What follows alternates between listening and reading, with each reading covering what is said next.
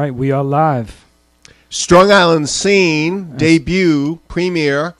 Bobby Serra and his sidekick, Jimi LaLumia, that's me. That's right, we are live on strongisland.com via Ustream and Livestream.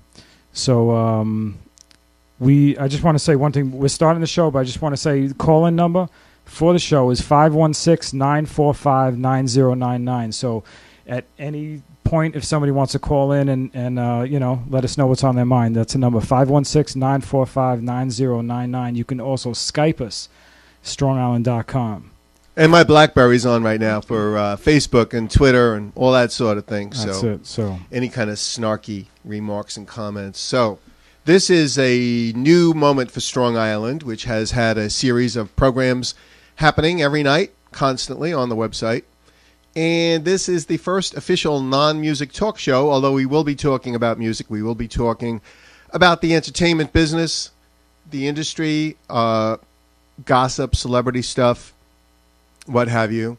Mr. Serra right now is in the midst of making sure that everything is copacetic. So I'm assuming some of you kids are out there right now. You can give us a call. We're going to have some stuff to give away and some interesting announcements to be made within mere moments that will have the whole world shaking.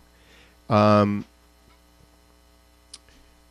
not going to deal with politics on this show because that is a whole nother thing. But having had a very interesting career as a public person in the music industry, as a writer in theater, or what have you, I feel the time has come in my life to get a little bit more involved in things. So tonight on Strong Island Scene, much to the shock and alarm of Mr. Serra, I would like to announce my candidacy for the presidency in 2012 on the Occupy Wall Street ticket. We will be soliciting names for petitions to get on the ballot. I think I have a lot to say. Those of you who are familiar with my work know that I generally have a lot to say. So worldwide, globally, I don't think they have a candidate yet. I don't think they have a spokesperson yet. But I've decided, why not? It was too obvious. Occupy Wall Street, candidate for president, Jimi LaLumia, 2012, 4 more years. We haven't even done 4 yet, but why not? So there you go. We are going to discuss a variety of things. The first thing we're going to discuss, while Bobby is doing his thing. Everything okay, Mr. Serra? yeah, I just going to take care of one quick thing. I'm sorry. Oh, that's quite all right. I think I'll manage without you somehow. You'll notice this wonderful shirt that I'm wearing from Marvel, which I've been a fan of since my youth. And I really have dealt with this issue online, and I must once again protest the forthcoming Avengers movie that will be released in May of 2012, which will feature the Hulk, Thor, Iron Man, Black Widow, Hawkeye. Am I leaving anyone out? For some reason on this shirt, they have Spider-Man, who was not in on the Avengers. Captain America. Have you seen any of these movies? No, I'm not a big fan of like comics and all that stuff. So comic book heroes and characters. Man, well, it's a very big thing. It's a very big industry. I know. And just to fill you in the very first issue of the Avengers, which I bought when it was brand new, yes, this face. Don't judge by the beauty of this face. I've been around a while. In 1962, I guess, Avengers #1. Ant-Man and the Wasp were key members of the Avengers. They should be included in the film. I protest. And when I am president on the Occupy Wall Street ticket, we will have a recall of the first Avengers film. It will be reissued with Ant-Man and the Wasp in their rightful place in the Avengers lineup. You say Ant-Man and the Wasp? Ant-Man and the Wasp. Hank Pym, Henry Pym, shrank to the size of an ant. His girlfriend, Janet Van Dyne, became the Wasp. They are the ones who defeated Loki, Thor's evil brother, in the very first Avengers #1, and yet they are excluded from this motion picture. So I must protest. All right. Well, I don't know too much about it, but I'm behind you 100%. Well, thank you so much. I knew I could count on you. We are going to talk about a few things. Most of the people involved in Strong Island through the years are recording artists, musicians, DJs, and I don't know that all of them are really that schooled in the mechanics of the industry, the politics of the music business, and so we're going to touch on a lot of that. Like, for example, the manufacturing of a star. Are you a fan of J-Lo? I like J-Lo, but I don't like the direction that she's taking as far as the young dance scene that she's trying to get into. But I do like her. She's had quite a few hits. She's had films, what have you. There is a marketing of reality in pop music now where, I mean, it's always been around, but her recent separation from Mark Anthony and a lot of her other guys, she performed at Mohegan Sun, from what I understand, just about a week or two ago, and did a musical tribute to all her exes, and then she broke down on stage and cried. I don't know how legitimate the tears and the crying actually. Well, what did she expect? Like, I heard of that, and I heard that she had a breakdown, and so you saying that may have been kind of like the sanctity of marriage between a man and a woman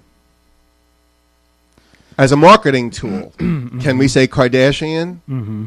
Are you aware of that whole universe? Yeah, and I predicted that shit like the week into their marriage. I knew they were. I figured 6 months, but 72 days, that's ridiculous. I am running for a presidential campaign, and he just said shit.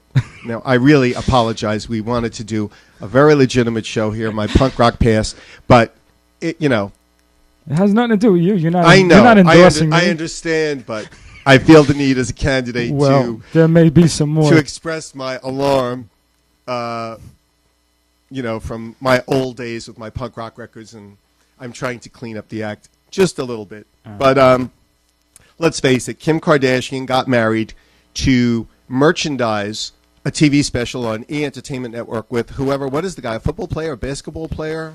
He's a basketball player. What is his name? I hear he's not. Was it Chris Humphries? He could have played the Hulk. Have you seen him? He's like... Yeah, he's a big dude. Hulk will smash.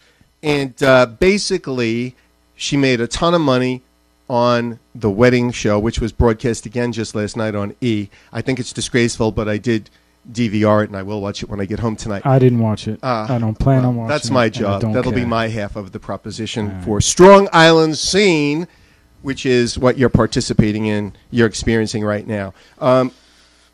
Reality TV, the exploitation, and the crossover. And in the music industry, I mean, there's always been phenomena where people like Mae West and actresses and what have you have made records, but reality people are making records now. And the Gorga girl from Housewives of New Jersey and Kim Kardashian recorded a single for the dance market, and I think it's just, I guess I'm part of this because I was very supportive, and the Warhol scene in the 70s and the underground scene where strange characters, including yours truly, started making records without being actual singers in the traditional sense. But I think we're losing the plot here a little bit, kids. What do you think? I mean, if a record sells, my feeling is if it entertains people, and we've made records together in the 2000s, in the last decade, that did fairly well, considering they were not on a major label and did not have all the massive promotional push that a major label can do, and who's providing blow and hookers to radio guys, and all. Not that sort of thing always happens, but so I think the music world has taken some interesting turns in recent times. Yeah, I'm totally not into all of the reality stuff. I mean, a little bit here and there, but I'm not big on it. I don't support it. I know it's huge. I know people are really into it, but I just think today's day and age, people are so concerned about what's happening in other people's lives that they don't even care what's happening in their own. I understand that. You know what I'm saying? So when I'm president, I will. You'll change all that? Absolutely. We have to really get a grip, folks, on reality in more ways than one. Exactly. Now, speaking of getting a grip on reality, we're going to talk about circumstances in the music business these days. By the way, if you have questions, if you want to make comments, feel free to jump in. The phone here will actually be able to speak to people on the phone. If the phone, God knows what is 516 area 945-9099. You may want to pay close attention to that because the very first collaboration that I ever did with Mr. Serra back in, I guess it was 2003, was a double-sided record called The Anthem, which most people know as Jugs, Jugs, Jugs, and for DJs only. And, much to my surprise, Mr. Serra brought out shirts with my heartfelt lyrics. Life is too painful. I need to take jugs, jugs, jugs. We're gonna be giving away 3 of these test run shirts. What are there? 2 mediums and 1 extra large. There's I think 2 mediums and a double X. And a double X. These were like the prototypes. Yes, and they are generally not really that available. So at the appropriate moment, whether you contact us by Skype, whatever that is, Twitter, Facebook, on the good old-fashioned telephone, what have you, at the, strongisland.com website. Hit that chat box. We will be giving away, sending to you at no extra expense, your very own Drugs, Drugs, Drugs shirt, which will be very appropriate when you're out clubbing on the weekend. But anyway, the impact of the internet on the entertainment business, I got into a discussion with someone the other day, and one of the things that I found is not really discussed when people talk about the economy without getting into any of the political nonsense of it all, where everybody talks about jobs. And I felt the need to speak about Steve Jobs, because what has happened with the internet and the economy is a blessing and a curse. I, right out of school, got a job in Sam Goody, which was a record store. Once upon a time, they had stores where you could go in and buy vinyl records and eventually cassettes, and then after that, CDs, and you could own the recordings at home and play them. Record stores from coast to coast, Tower Records, Sam Goody, Record World, so on and so forth, employed thousands and thousands of people working in those stores, managing those stores, the folks who manufactured the products, the folks who drove the trucks and shipped the product to those stores, the folks who worked at record labels, all out of work as a result of the internet. The same is true of the book business. The same is true of the clothing business, which retail, which has always been a very big American job, has been so dramatically impacted. The post office is about to close, I think, or go to 3 days a week or whatever it may be, because everybody emails now. So I kind of feel that Steve Jobs gave us a blessing and a curse, because when people discuss the economy and who's at fault, and people in India take the phone call for you to pay your credit card, no one's discussing the adverse impact of what has happened as a result of the internet. What do you have to say about that, Mr. Serra? Well, yeah, you don't realize the full impact of it. Everything seems good from the outside because now you have, it's so easy. Music is, you download it on your phone, your computer, wherever you are. It's inexpensive. From the consumer standpoint, it's great. You don't have to buy the whole album. You buy just the tracks that you want. You know, but yes, you are correct. And I really never really thought about it that deep. Like I knew, you know, it obviously hurt the industry, but yeah, you're talking about a whole... You're talking about hundreds of thousands of jobs with the actual manufacturing, the actual delivery, the actual selling in retail, and this sort of thing. When I am president, we will deal with this issue. You're going to change somehow. that? We are going to bring back retail somehow. Well, it was, you know, it's inevitable. The key to bringing back retail? Strippers. Yeah. In the store, dancing, lap dances, while you shop for music, which you can look at that on the internet, but trust me, there's nothing like a live lap dance. Well, I don't know about that, but Well, I'm sure if you're I've president, heard you'll about make it I've happen. heard about these things. What are your feelings on the value of MySpace, Twitter, Facebook in the music business? Have you seen an impact? I know I personally have seen an impact as a result of social networks. Mm-hmm.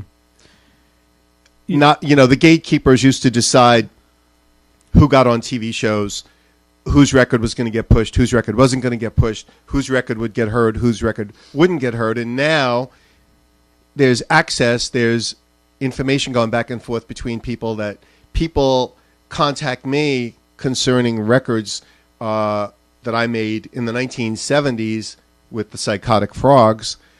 I had someone quote me the other night on Facebook the conversation with Don Imus when I did the Don Imus TV show in 1978, I believe it was, or maybe it was 79, and actually remembered verbatim. And you have this communication going, which can actually generate product and cause things to happen. And what's your experience with that? I would go as far and say that in today's day and age, you cannot do it. You cannot be successful without embracing these social networks and just the whole networking thing today. It is a must. It's an absolute must. And I can't see anybody doing it unless they've already been an established artist before all this came in. As far as right now, that is key. That's the ground. That's the foundation. That's where it all starts. That's where you build your fan base. Everybody's making music today. Everybody's a producer. Everybody's an artist. Everybody's a DJ. Everybody's a rapper. Everybody's a graphic artist. Technology is just a huge impact, and you have to stand out. And if you don't use all these social networking, you're just going to get lost. I hear you. Everybody else is. And if you're not, it ain't going to happen. We're not here to just plug, but tell me about a few of the things that are happening Strong Island-wise right now.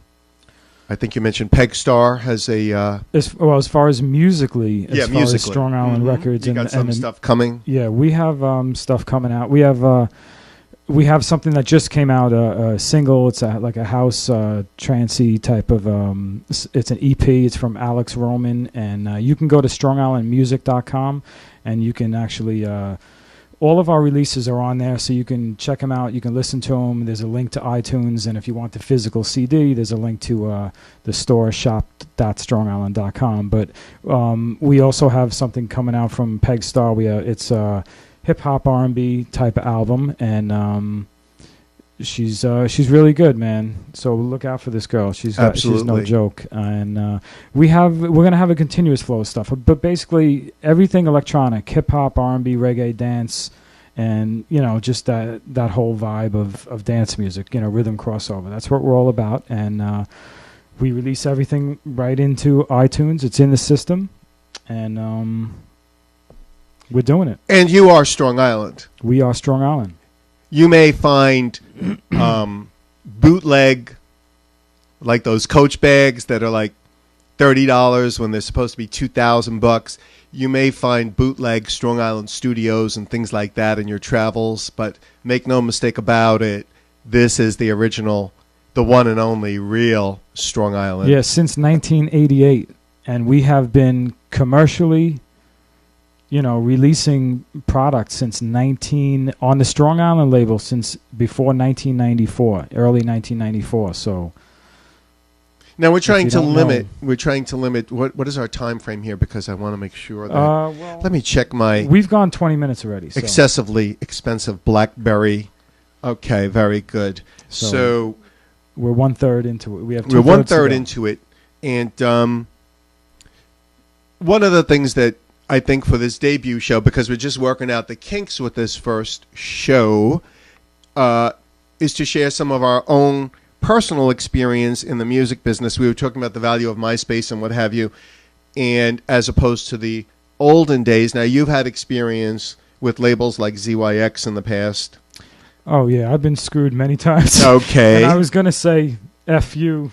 Yeah, I held back because I don't want to ruin. You don't want to ruin my campaign. Yeah, exactly. I appreciate that. Yeah, very much. I have been screwed, and you know what? Everybody gets screwed. And back in the day, we got screwed. We we did what we had to do because we needed product out there. We needed to show the world what we could do, and basically, it wasn't as easy today. Today, it's so simple. It's ridiculous to get music out there. It's easy, but at the same time, if you got a major record label deal or even an independent label deal, a lot of the work was done for you. The labels at this moment in time are basically... Are you familiar with what's going on with EMI right now? The EMI label, there's a battle. Some Wall Street guy, and remember, Occupy Wall Street, some Wall Street guy got involved in EMI Records. I think his name was Hans. Screwed up, I believe, in certain ways. And as a result, EMI Records, which is the home of the Beatles in England, which EMI is affiliated with Capitol in America, is up for sale. And basically, it seems that all the record labels do these days is try to acquire each other's back catalog, which is what EMI's back catalog obviously is very valuable with the Beatles, for example, Frank Sinatra, what have you, as opposed to discovering the Beatles or discovering new talent, which is what they once did because it suited their purposes. The internet has kind of changed that. I think that's a bit of a problem. But the current state of the music industry, I kind of equate to vultures hovering over the bones of explorers that are dying in the jungle, waiting, and then start picking at the bones, because that's basically what is going down these days in the industry. You've sold quite a few records through the years, through ZYX, through some of the other labels, and the bottom line is there's really no recourse when you're an artist that doesn't have a powerful manager, a powerful lawyer. So you really have to be very careful. You really should learn the business, go online, read about music publishing, read about copyright, which is a touchy issue these days anyway as a result of the internet, actually owning your creation. And we've then go out and get screwed. And then go out and get screwed. So at least you're getting screwed. The reality is, the bottom line these days is a record is designed as an advertisement to sell merchandise, to sell concert tickets, and to sell the person who made those records. I myself, having been a pioneer of punk, having destroyed disco in the 70s, and then came to Strong Island and made disco records in the 2000s, all of this serves as a vehicle for my forthcoming presidential run.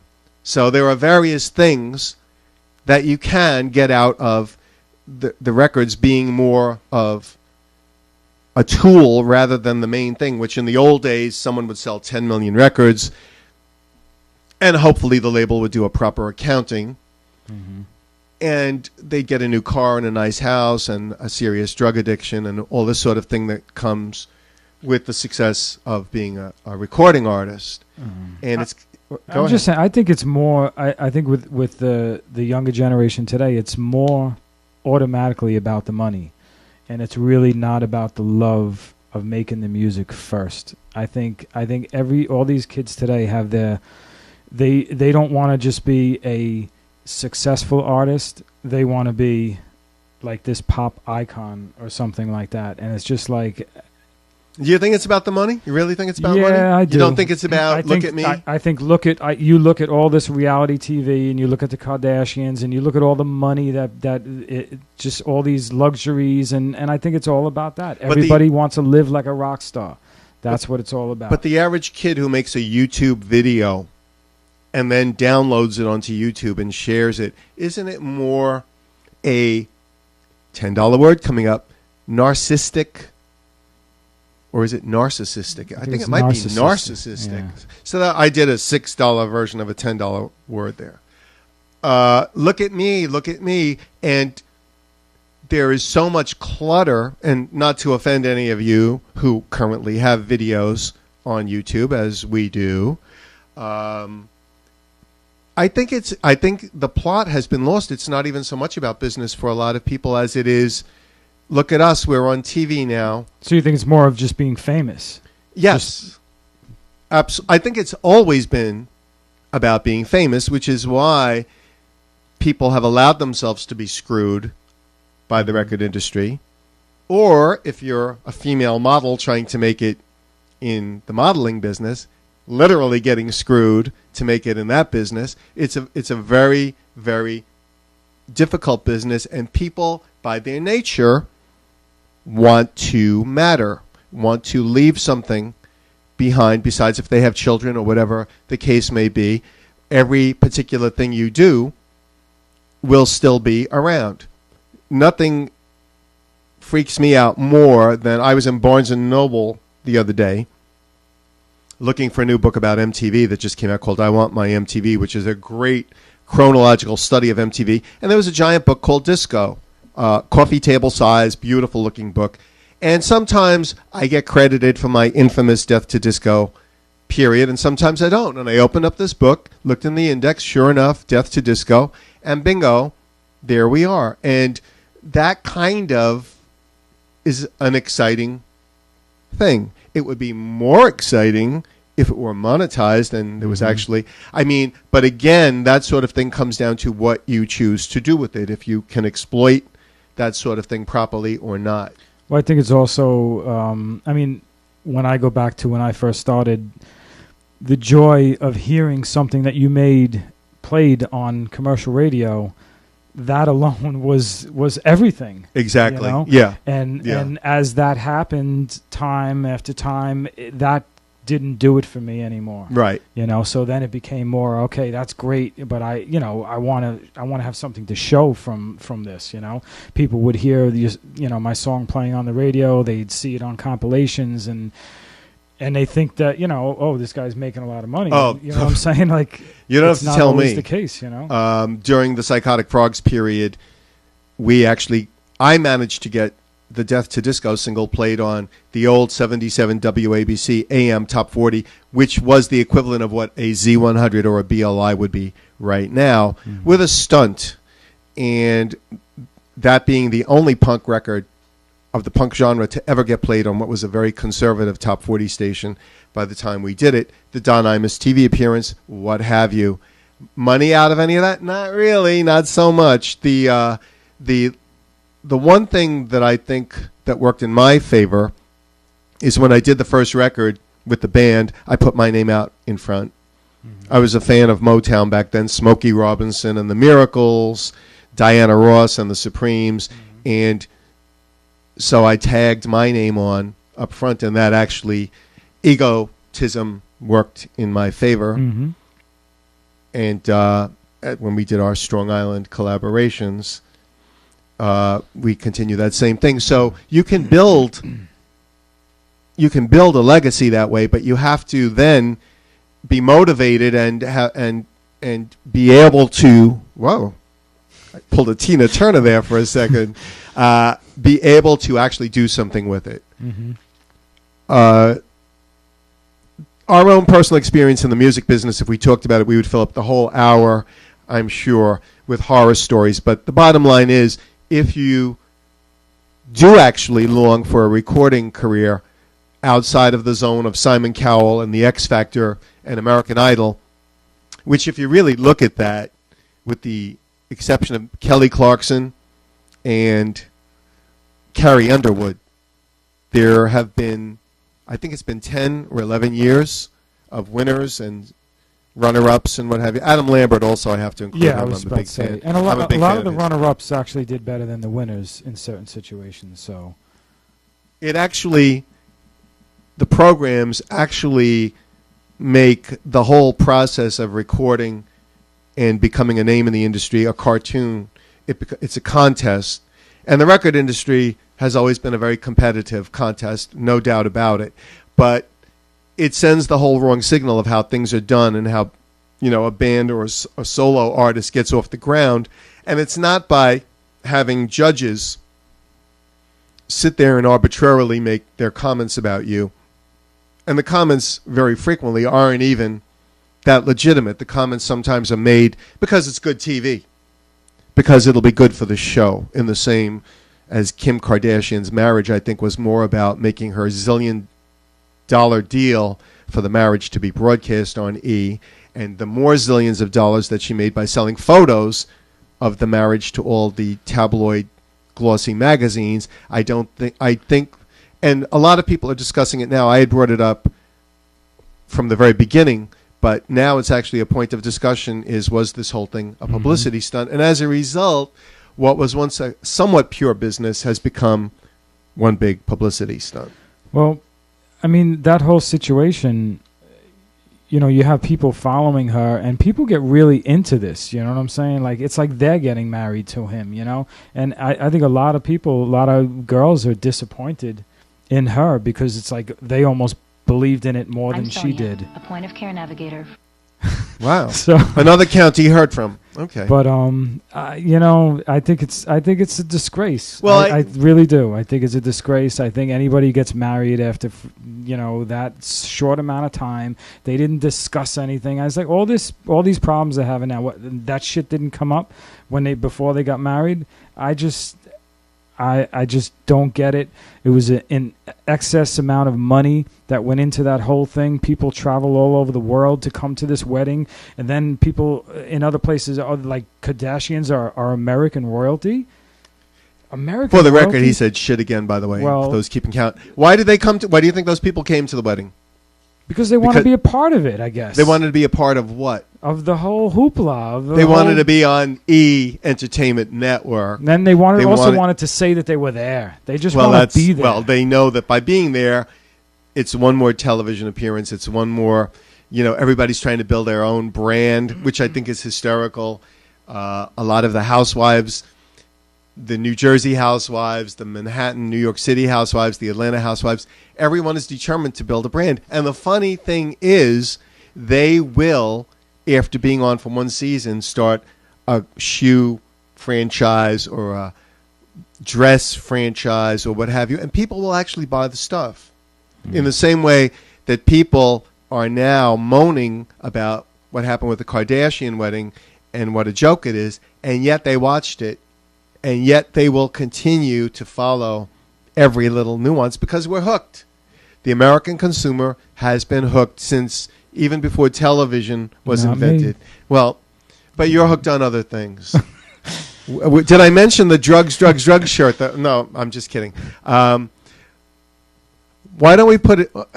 We're at the midpoint of the show right now. Are we? What time is it? Oh, it's after 8:30. My goodness, you sure do talk a lot, Mr. LaSerra. You haven't even got me started yet. Try and get a word. Well, try and get a word in edgewise. What we're going to do?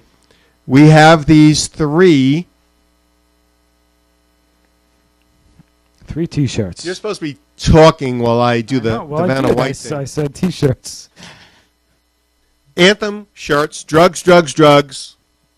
Life is too painful. I need to take drugs. From that single, Skype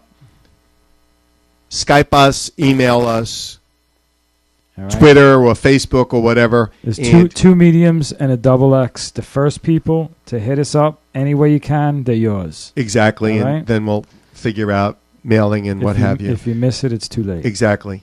So we wanted to get that out of the way before we wrap up Strong Island Scene Volume 1.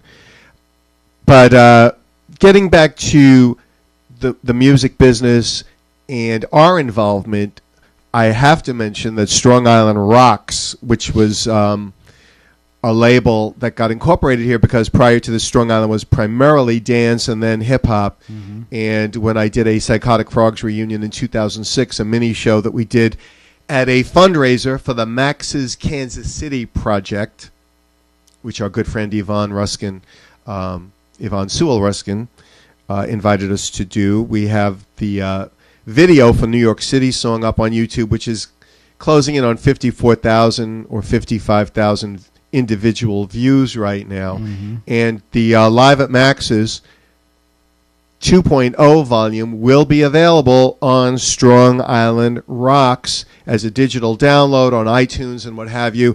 We will be doing physical product as well. Mm-hmm. And on a future episode of the show, we'll probably be giving some of those away. The new version of the album mercifully excludes all of my drunken, rambling interludes in between each song, has been edited and remastered by our good friend Mark Gady at Audio Cuisine out right by my house.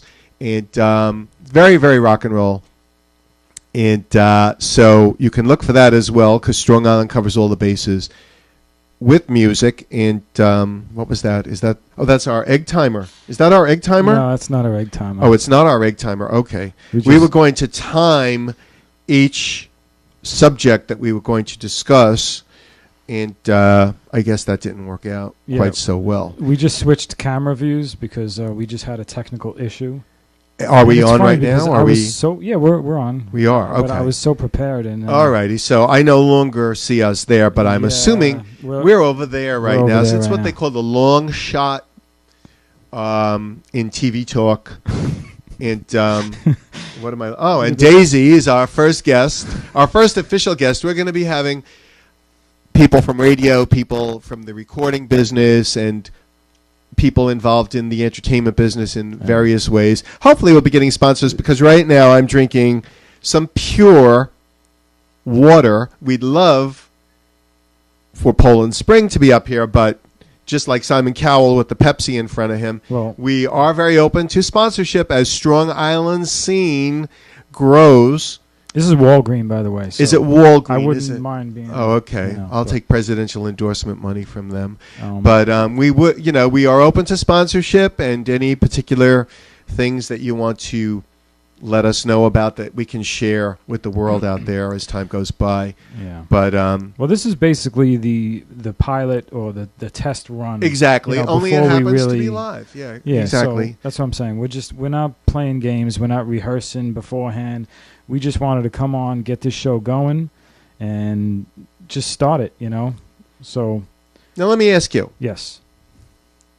Did you ever pursue a traditional record deal as an artist, as a producer, besides the distribution? I know you had distribution with ZYX and whoever else. Well, I was Nervous. I think you had. I of course that's the way you had to do it. I mean, I didn't go back as far as when you but at the time when I was more of a producer, so I was actually trying to get deals for an artist that I was working on at the time. But yeah, basically my job as a producer, and I had my little recording studio, not as much as this, but I would find an artist, I would find a song, whether write it with them or find somebody to write it, just put it all together, and then the basic thing that you did back then is you had to have at least 3 songs. You never went somewhere with one song. You had to have 3 songs a minimum, and basically you would try and bring it to a label, and hopefully they would sign the production company and then the artist through the production company, and you'd get a deal like that. That happened in certain cases. Okay. So I did do that for quite a few people. No like huge, like $100,000 deals, right. Like, they were given back in the days, giving all these hip hop guys $500,000, $350,000 advances. But, I got a few nice little single deals, and I did that, that's the way you did it. At the same time, I was also, because it wasn't so easy, I had a lot of good stuff that wasn't getting signed, so that's where I started to start my own label. So while I was still trying to get deals and putting stuff on other labels, I would still I started my own thing. So that's how I got into it. Gotcha. Because it wasn't that easy. Not everything you did ended up out there, and people don't realize this. Back in the day, when you wanted to get a record out there, okay, first of all, technology was not like it is, so everybody didn't have bedroom studios. Everybody didn't have a studio in their bedroom. It wasn't all digital technology. So basically you had to go to a recording studio. So you were going somewhere and you would dump in $500, $1,000, $1,500, $2,000 into the studio, recording the song, and then after you paid everybody, the producer, the artist, whatever, the background singers, everybody who was involved in it, that doesn't mean anything. Now you just made a song. So now what are you going to do with it? Now you had to get a deal with it. And people back in the day, even when they put stuff out on their own, it still costed $2,000 to make that 1,000 initial pieces of vinyl. So everything back in the day, everything that was considered to go out, it was thought of. There was a moment where people said, hey, wait a minute, is this really good enough? Because this is going to cost us $2,000 to put out there. So everything back in the day was pretty good because people were investing money, and it went out there with people investing in it. Everybody was happy, and most of the time the product was pretty high quality. The problem is now is like everybody, half these people are making stuff in their bedrooms. The quality is not good. It's not getting screened by anybody. There's a lot of labels that are getting into iTunes and certain retailers that really shouldn't even be there. I don't even know how they get in there, to tell you the truth, but it's easier to get your music out there, which is great, but as a consumer, the consumer is absolutely inundated with music. Facebook, email, MySpace, Spotify, you got all these things. It's just like there's music everywhere. So it's easier to get it out there, but it's harder to sell it. And it's funny because when this whole process began, and YouTube and what have you, and internet stations, I'd say maybe 10 years ago, I'm on various discussion music industry boards and that sort of thing, and the predictions were traditional radio as we knew it, would disappear. There would no longer be a need for it. There would no longer be support for it. But as we are now entering 2012, among the most popular radio stations in our area are WKTU FM, WBLI FM, Z100, and Party 105, Party FM, Party 105, which has just recently done a consolidation of more familiar hit product, because as something that was shared with me a very long time ago, and a lot of people, this could be a whole other show and a whole other discussion, which it probably will be, regarding radio. When you're younger, when you're all hopeful and idealistic, you always want to know why the most popular radio station is always playing the same 10 or 15 songs over and over and over. And in 1970, the very first celebrity interview I ever did was with cousin Brucey Morrow, who was the DJ in New York on 77 WABC AM when they were playing hit music. They're the station that played Death to Disco that I talked about. They were the equivalent of Z100 on AM. And I got to meet with a guy named Rick Sklar, who was the program director, the guy who decided what was going on. And being all young and full of beans, I broached him about, do we really have to hear The Night Chicago Died every 35 minutes? Mm-hmm. And he said something to me that stuck with me, including through my DJ career when I started DJing in clubs. He said, Jimmy, first thing I want to tell you is we're in the radio business. We're not in the music business. The second thing that you should always remember, regardless of what people will say, people don't always know what they like, but they sure do like what they know. And the bottom line is, radio is geared towards a 20-minute listening span of people getting into their car, going off to the supermarket or to get their hair cut or to hold up the local grocery. And during that period of time, they want to hear familiar comfort food. It's the equivalent of comfort food. While they're driving and caught in traffic, they don't want to be exposed to something that they don't know before. They're already stressed out from being stuck in this traffic jam with someone giving them the finger in the car next door and someone flashing the lights behind them. They want something that makes them feel comfortable.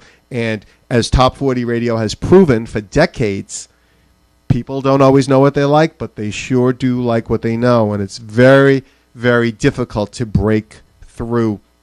So all those predictions about radio being done, Rihanna, Lady Gaga, Katy Perry, what have you, over and over and over again, because people are listening in those installments. That's what people are buying on iTunes. You mentioned there's all this stuff that's on iTunes. Doesn't necessarily mean because it's there that anyone outside of friends and family members of whoever put it up there are actually consuming that particular product. They're buying 10 zillion copies of Gaga. I write for Punk Globe magazine online, and I just, in one of the Live from New York, which is a feature I did for Punk Globe. Hello, Gus, if you're out there, and Ginger, mentioned the fact that Adam Levine and Maroon 5 had their day a while back, and so, for that matter, did Christina Aguilera, who I'm a huge fan of, until a show called The Voice came on last year.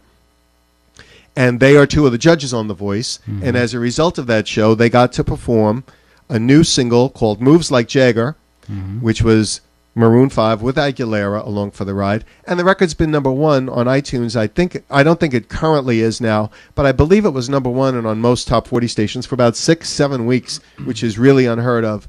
And that is as a result of that mass appeal thing, which we were told was going to go away and just hasn't really gone away.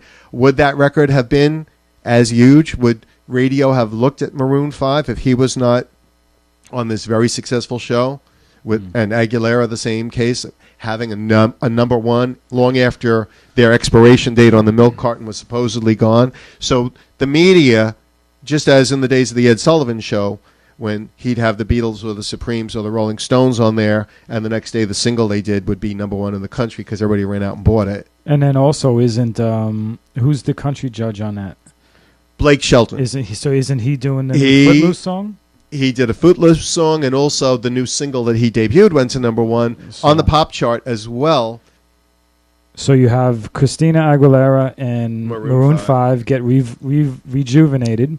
Then you have, what's the name? Blake Shelton. Blake Shelton. He's got a number one single, and he's doing the theme song to the new Footloose. And then you have CeeLo Green, who really was hot at the time anyway. It's right, but chances are that he might have been a one-off. We don't know.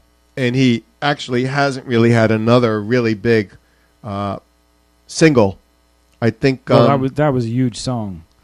He had a follow-up single that did very well in the UK called Bright Lights, Bigger City, I think, which is actually not a bad track. I'm just looking at feedback here. So I'm not ignoring all my potential constituents out there when the presidential run. I'm just checking various things that are popping up on here. And dead air is not good, Mr. Lacerra. No, as my potential vice president. No, I'm not running with you. Oh, okay. I don't want anything to do with it. Oh, all right. That's quite all right. We would be fighting behind the scenes like we can deal on a record industry ticket that would solidify things, and I don't know. We'll see. When I become president, we'll decide. But remember, it's a real thing. It's a real deal. I have declared my candidacy this evening for the Occupy Wall Street ticket simply because no one else has done it, and I really think someone should. That's how Death to Disco happened for me. It was such an obvious thing, and no one else did it, and I did it. So lightning strikes. You're throwing your hat in the ring. I'm throwing my hat in the ring. What the hell? For old time's sake. All right, you're not denying it. You're not pulling a Donald Trump or a Chris Christie. You're going right in. No, I don't even know who they are. Are they on a reality show? Oh wait, I do watch The Apprentice. The Celebrity Apprentice. But so getting back to the traditional record deal, which we kind of veered away from. I don't even know if there still are A&R guys. And well, yeah, I mean there are, but you know what it is? It's right now the thing to do is major labels are basically, they want to see you doing it already. They want to see you already have your stuff on iTunes. They want to see it selling. They want to see you out there performing. They want to see you promoting yourself. They want to see you creating a buzz. And then when they see that happening, and they basically say to themselves, well, look at this group. They're on a little independent label from Long Island or Connecticut or wherever it is, and they sold 6,000 units. Well, there's numerous examples. Soulja Boy, I think, was a homebrew YouTube video. You tell him Soulja Boy, whatever that first big single was of his, I think was a YouTube homebrew that then got picked up. That's what it's all about. They're not gonna invest all that time like they used to in the days and get you all these producers and these people to work with you, like you see on American Idol. I mean, that's nice and everything. That's the way it used to be back in the days, when they used to take an artist in and they used to dress them and everything used to be taken care of, and they used to bring in all the producers and all the songwriters, and that's all good and great, but that really doesn't happen too much today. And the major labels want to see you creating a buzz. They want to see you doing your thing, and they basically say to themselves, well, if they did that on their own, imagine what we could do for them. That's what makes them want to pick you up.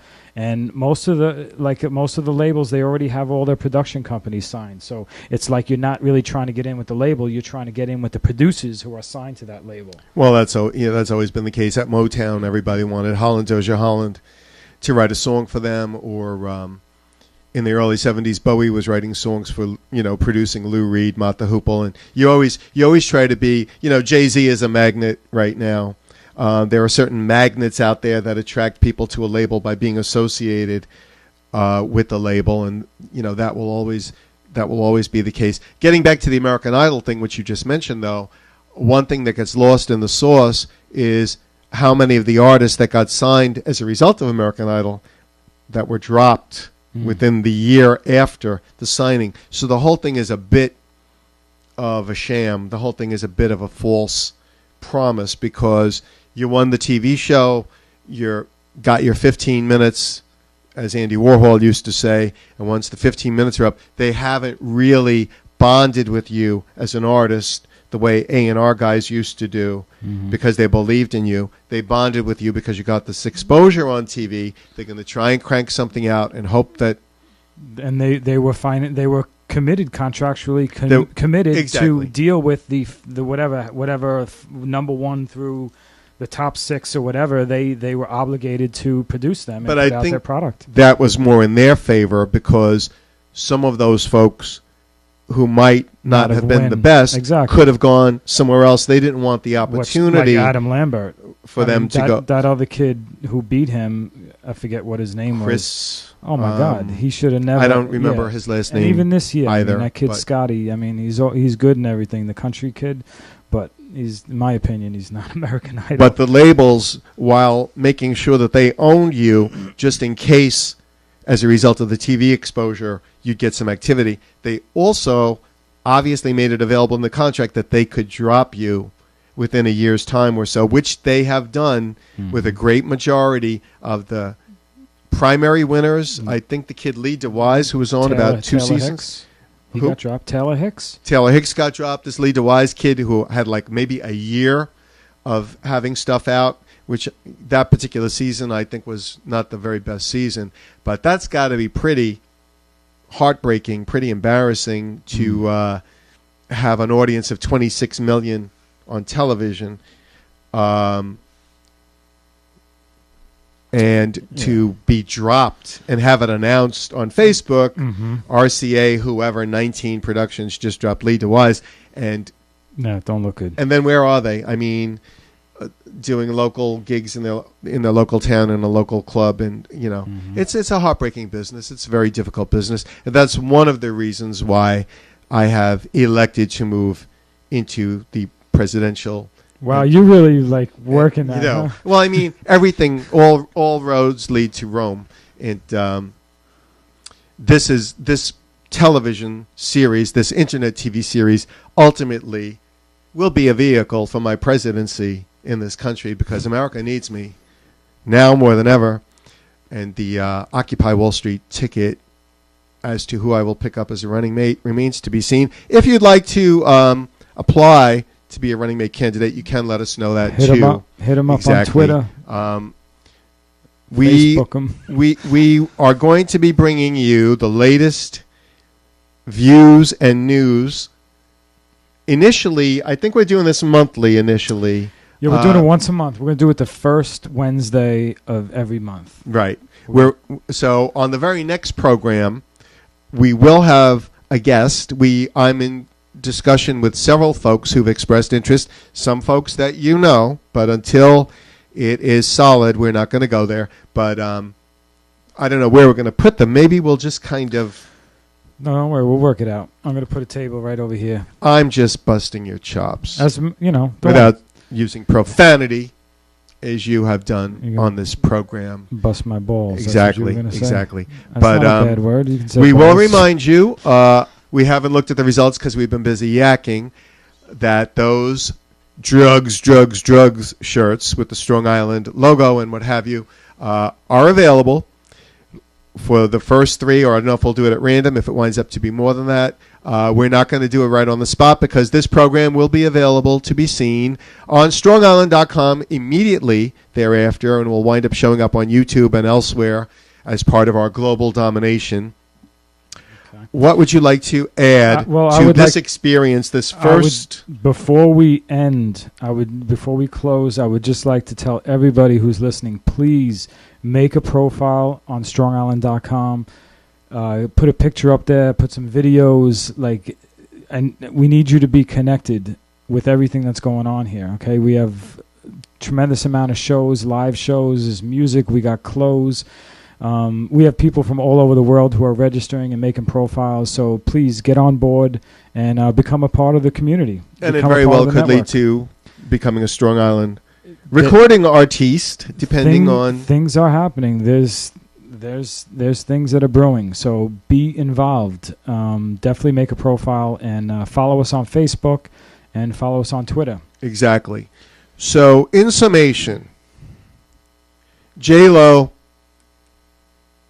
you've tarnished your credibility by pretending to be upset about your various marriages. I agree. At Mohegan Sun. Kim Kardashian, make a decent record. Maybe we'll play it. Try not to get married again right away. Doubt it. Read Randy Taraborelli's book called Elizabeth, on the life of Elizabeth Taylor. He's an amazing author. He wrote a book called Michael Jackson, The Music and the Madness, which really is worth revisiting now in light of all the insanity that's going on with the Michael Jackson trial. And Miss Kardashian, who I think is looking to actually model herself after the late Elizabeth Taylor from her 1950s career. You need to get it together and try not to get married again in the next... Isn't it funny how all the people who defended O.J. Simpson are dead? Did Elizabeth Taylor defend O.J. Simpson? Just saying, all the I know she defended Michael Jackson. And, I just find it kind of coincidental. Oh, you mean... yeah, all the lawyers who defended him, half of them are gone already. Oh, they all died. I don't know. That's R.I.P., You gotta watch the karma thing there with people who died. I don't know. I'm not quite as fiendish as you know. I'm not fiendish. I'm just saying what goes around comes around. I'm just such a pure spirit, as everybody knows. Butter doesn't melt in my mouth. But anyway, Kardashian, get your act together. Think about what the internet has done to the economy. As we enjoy the internet, go out to a store. Actually buy something in a store if you really want to support the economy, instead of just crying about what have you, because we have all participated in it, myself as well, as to the destruction of jobs that the entertainment business, music, film, books, what have you, have been slaughtered by this wondrous thing called the internet, our dependency on it, which, I'm not about to stop using it anytime soon. You can't. But riddle me this, Batman. When we've eliminated the post office, when we've eliminated landline telephones, when we've eliminated any social activity, when our entire world, and for some people it's happened already, becomes the internet, if and when the day comes that some wiseacre finds a way to neutralize the internet, and don't think that it can't be done. What do you mean neutralize it? Boom, gone, bye. Oh, well, that's going to happen anyway soon. What do? We start building stores again, and we're really putting ourselves, and I'm very happy with the results that the internet has brought, the rejuvenation of my profile, and I'm sure the same is true for you as an artist, but it's something to think about. Technology is ultimately killing us. I hate to say it. It's helping us, but it's going to kill us. Because we become scary. so We've become dependent on Dependent my was the word I BlackBerry was that looking I'm for. checking right now. But yes, we have become so Exactly. dependent on all of this technology that the day that we find ourselves without it, we will There's going to be nothing there. perish. And that is why I require your support for my candidacy in 2012, Jimi LaLumia for president on the Occupy Wall Street ticket is declared on this very first installment of Strong Island Scene. Next time around, Bobby Serra, yours truly, and most likely a very well-known guest who will be subjected to our what have you. And Daisy has just joined the party. There she goes. So, signing off from all points east and west. This is the maiden voyage. Are we seen out there? Okay, the maiden voyage of Strong Island Scene. Bobby Serra, Jimi LaLumia. Thank you. We hope you enjoyed. We look forward to your feedback, and have a good night. Bye bye.